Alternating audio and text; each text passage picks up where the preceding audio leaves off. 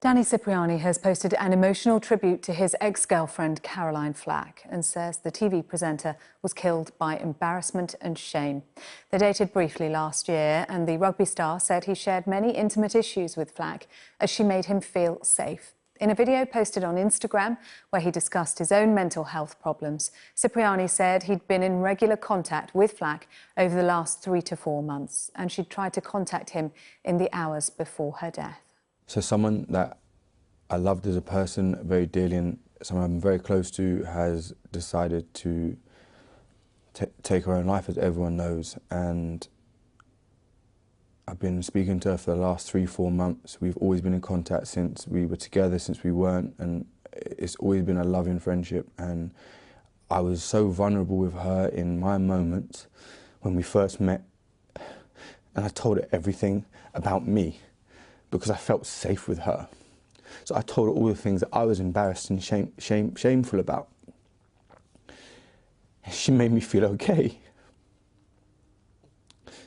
And ultimately, it was embarrassment and shame that killed her. And we had spoken about how things had to change. I didn't know it was going to take this.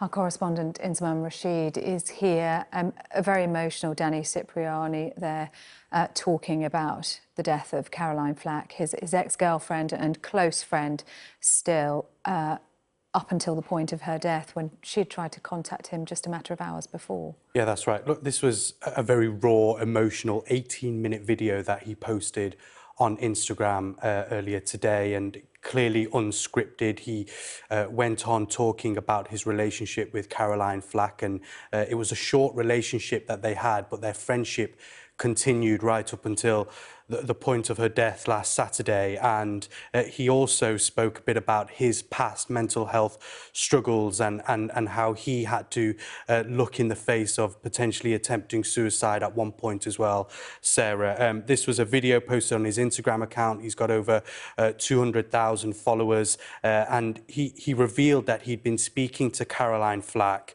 for the past 3 or 4 months, and she actually tried to contact Danny Cipriani last Friday night, just hours before she actually took her own life. Now, he said that he felt incredibly safe sharing everything with Caroline Flack. He claimed that it was ultimately embarrassment and shame that led to her killing herself. Now, he said that he couldn't take a call from her because he was playing rugby, and that she left him a voice message as well. And he also said that Caroline Flack actually left him a voice note just a couple of weeks ago, and he said that he would release that voice note so that everyone can hear the struggles that she was going through. Now, he described Caroline Flack as someone who was so kind, so beautiful. She never was malicious, and that she actually contacted him on Friday night, but he couldn't get in touch with her because he was busy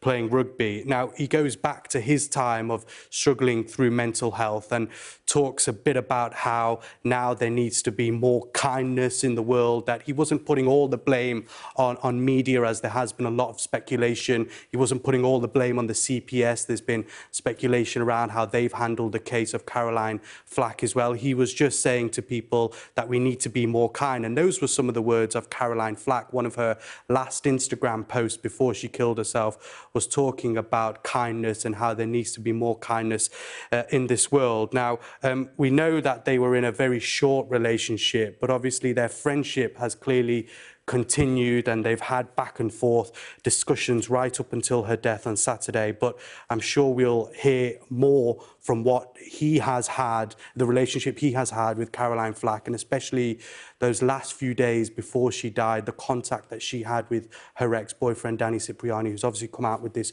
extremely raw and quite emotional video on Instagram today. Enzi, thank you. And if you need to talk about how you're feeling, the Samaritans are there to talk at any time. They promise to listen in confidence and without judgment. You can call them free on 116 123 or email joe@samaritans.org.